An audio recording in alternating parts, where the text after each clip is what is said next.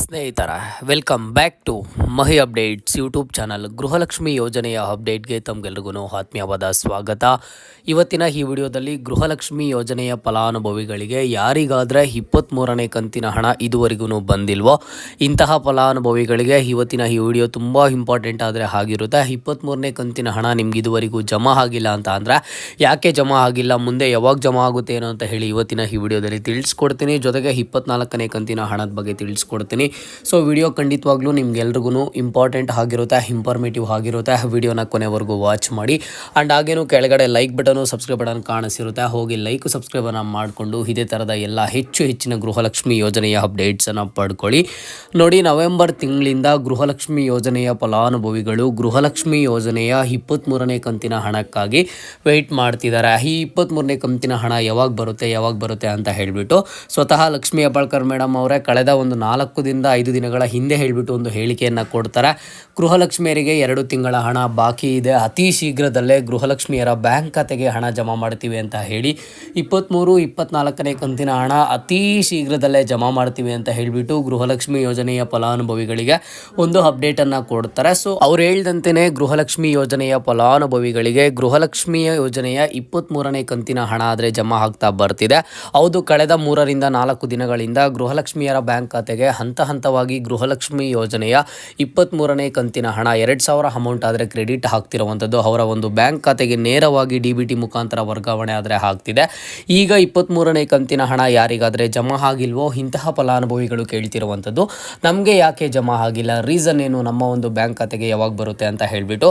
ಮೊದಲಿಗೆ ನೋಡಿ, ಗೃಹಲಕ್ಷ್ಮಿ ಯೋಜನೆಯ 23ನೇ ಕಂತಿನ ಹಣ ಪಡ್ಕೊಳ್ಳೋದಕ್ಕೆ ಅರ್ಹರಿರುವಂತಹ ಫಲಾನುಭವಿಗಳು 1,20,20,00,000ಕ್ಕೂ ಹೆಚ್ಚು ಫಲಾನುಭವಿಗಳು ಇದ್ದಾರೆ. ಈಗಾಗಲೇ 30-40% ಆಫ್ ದಿ ಫಲಾನುಭವಿಗಳ ಬ್ಯಾಂಕ್ ಖಾತೆಗಳಿಗೆ DBT ಮುಖಾಂತರ ನೇರವಾಗಿ ಅವರ ಒಂದು ಬ್ಯಾಂಕ್ ಅಕೌಂಟ್ಗೆ ಹಣ ವರ್ಗಾವಣೆ ಆಗಿದೆ.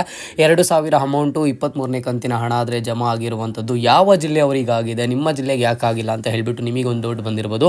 ನೋಡಿ, ಯಾವ ಜಿಲ್ಲೆಯ ಫಲಾನುಭವಿಗಳಿಗೆ 23ನೇ ಕಂತಿನ ಹಣ ಜಮಾ ಆಗಿದೆ ಅಂತ ಅಂದರೆ ಕರ್ನಾಟಕದಲ್ಲಿರುವಂತಹ ಎಲ್ಲ ಜಿಲ್ಲೆಯ ಫಲಾನುಭವಿಗಳಿಗೆ ಈಗಾಗಲೇ ಗೃಹಲಕ್ಷ್ಮಿ ಯೋಜನೆಯ 23ನೇ ಕಂತಿನ ಹಣ ಜಮಾ ಆಗುವಂಥ ಪ್ರೋಸೆಸ್ ಆದರೆ ಶುರುವಾಗಿರುವಂಥದ್ದು.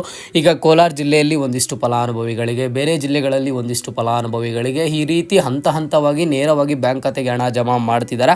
ಇಲ್ಲಿ ನೋಡಿ, ಬ್ಯಾಚ್ ವೈಸು ಹಣ ಜಮಾ ಮಾಡ್ತಿರೋದ್ರಿಂದ ಈಗಾಗಲೇ 30% ಆಫ್ ದಿ ಫಲಾನುಭವಿಗಳ ಬ್ಯಾಂಕ್ ಖಾತೆಗಳಿಗೆ ನೇರವಾಗಿ ಹಣ ಜಮಾ ಮಾಡಿದ್ದಾರೆ.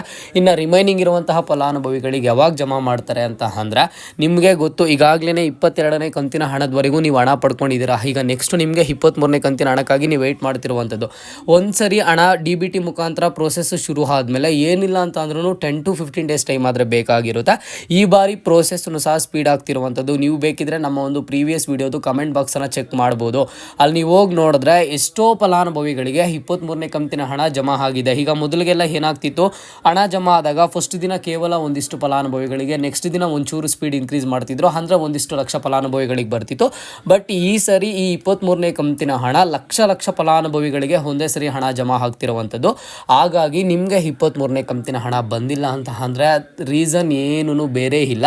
ಇದು ಪ್ರೋಸೆಸ್ ಬಂದುಬಿಟ್ಟು ಸ್ಟೆಪ್ ಬೈ ಸ್ಟೆಪ್ಪು ಹಂತವಾಗಿ ಜಮಾ ಮಾಡ್ತಿರೋದ್ರಿಂದ ಇನ್ನು ನಿಮಗೆ ಕೆಲವೇ ದಿನಗಳಲ್ಲಿ, ಅದು ಯಾವ ಕ್ಷಣದಲ್ಲಾದರೂ, ಇನ್ನೊಂದು 10 ದಿನ ಒಳಗಡೆ, ಅದು ಇವತ್ತಾದರೂ ಆಗಿರ್ಬೋದು, ನಾಳೆ ಆದರೂ ಆಗಿರ್ಬೋದು, ನಿಮ್ಮ ಒಂದು ಬ್ಯಾಂಕ್ ಖಾತೆಗೆ ಗೃಹಲಕ್ಷ್ಮಿ ಯೋಜನೆಯ 23ನೇ ಕಂತಿನ ಹಣ ಜಮಾ ಆಗುತ್ತೆ, 100% ಆಗುತ್ತೆ. ಇದಕ್ಕೆ ನೀವು ಯಾರು ಭಯ ಪಡುವಂಥ ಅವಶ್ಯಕತೆ ಇಲ್ಲ. ಆ್ಯಂಡ್ ಇನ್ನೊಂದು ಇಂಪಾರ್ಟೆಂಟ್ ಏನು ಅಂತ ಅಂದರೆ, ನೀವು ಯಾವ ಜಿಲ್ಲೆಯ ಫಲಾನುಭವಿ ಆಗಿದ್ರೂ ಇದ್ರ ಬಗ್ಗೆ ತಲೆ ಕೆಡಿಸ್ಕೊಳ್ಳೋದಕ್ಕೆ ಹೋಗಬೇಡಿ. ಯಾಕಂತ ಅಂದರೆ ಗೃಹಲಕ್ಷ್ಮಿ ಯೋಜನೆಯ 23ನೇ ಕಂತಿನ ಹಣ ಎಲ್ಲ ಜಿಲ್ಲೆಗಳಿಗೆ ಬಿಡುಗಡೆ ಮಾಡಿದ್ದಾರೆ.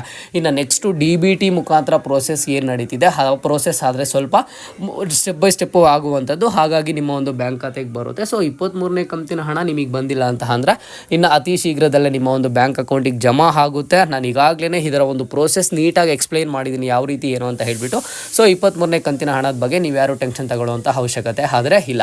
ಈಗ 24ನೇ ಕಂತಿನ ಹಣ ಜಮಾ ಕುರಿತು ಅಪ್ಡೇಟ್ಸನ್ನು ಕೊಡ್ತೀನಿ. ಸೊ ಈ 23ನೇ ಕಂತಿನ ಹಣ ಜಮಾ ಆಗ್ತಿರುವಂಥ ಹಿನ್ನೆಲೆಯಲ್ಲಿ ಸಾಕಷ್ಟು ಕಡೆ ಗೃಹಲಕ್ಷ್ಮಿ ಯೋಜನೆಯ 24ನೇ ಕಂತಿನ ಹಣ ಜಮಾ ಆಗಿದೆ, 24ನೇ ಕಂತಿನ ಹಣ ಒಟ್ಟಿಗೆ 4,000 ಹಣ ಜಮಾ ಆಗಿದೆ ಅಂತ ಹೇಳಿಬಿಟ್ಟು ಒಂದಿಷ್ಟು ಸುದ್ದಿ ಆದರೆ ವೈರಲ್ ಆಗ್ತಿರುವಂಥದ್ದು. ಇಷ್ಟಕ್ಕೂ 24ನೇ ಕಂತು ಹಣ ಏನಾದರೂ ಜಮಾ ಆಗಿದೆಯಾ ಅಂತ ನೀವು ಕೇಳ್ಬೋದು.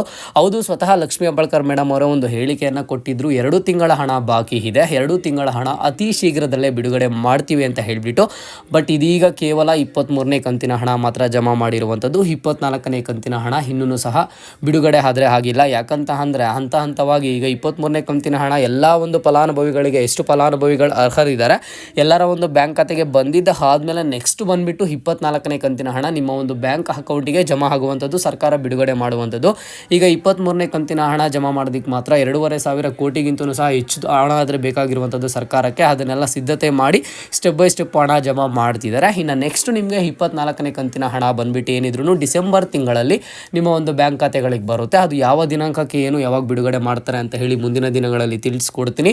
ಒಟ್ಟಿಗೆ 4,000 ಹಣ ಆದರೆ ಖಂಡಿತವಾಗ್ಲೂ ಬಿಡುಗಡೆ ಮಾಡಿಲ್ಲ, ಕೇವಲ 2,000 ಹಣ ಮಾತ್ರ ಬಿಡುಗಡೆ ಮಾಡಿರುವಂಥದ್ದು. ಆ್ಯಂಡ್ ಈಗ ನಿಮಗೊಂದು ಡೌಟ್ ಆದರೆ ಬರ್ಬೋದು, ಹಾಗಿದ್ರೆ ಈಗ ನನಗೆ ಗೊತ್ತಿರುವಂತಹ ಸ್ನೇಹಿತರಿಗೆ 4,000 ಹಣ ಬಂದಿದೆ ಯಾಕೆ ಅಂತ ಹೇಳಿ. ಹೌದು, ಒಂದಿಷ್ಟು ಫಲಾನುಭವಿಗಳಿಗೆ 4,000 ಹಣ ಜಮಾ ಆಗ್ತಿದೆ. ಇದ್ರ ಬಗ್ಗೆ ಸಾಕಷ್ಟು ವೀಡಿಯೋಸಲ್ಲಿ ತಿಳಿಸ್ಕೊಟ್ಟಿದ್ದೀನಿ.